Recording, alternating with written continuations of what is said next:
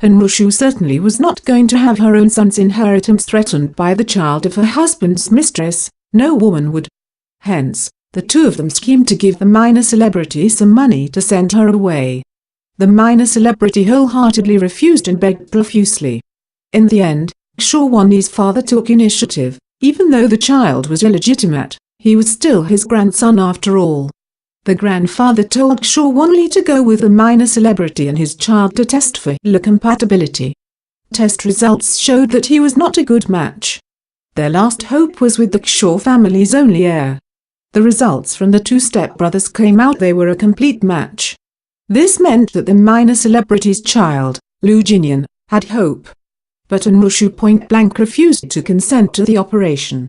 In the very end, with no other possible option, Kshorwani's father drew conditions to persuade Hanrushu to consent. The minor celebrity's child couldn't live with the Kshor family, the child would be excluded from the family tree, the child wouldn't take over the Kshor family's estates, and her son, Kshor Jyamu, would be the Kshor family's successor. The operation was successful. After it, the minor celebrity held up her end of the deal. She took Lu Jinyan, who had the Kshor family blood running in his veins, and left. The minor celebrity never made it big, nor was she able to get a foot in the entertainment industry after giving birth. Now, without anybody to rely on or an educational background, she looked after the child with nothing.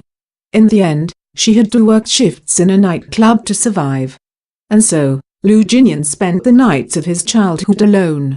The everlasting memory of his mother was the image of how she would drink a lot and come home vomiting in the bathroom. But no matter how hard their days became, the minor celebrity never let her son suffer. However, because of her job, Lu Jinyan got teased a lot by his classmates.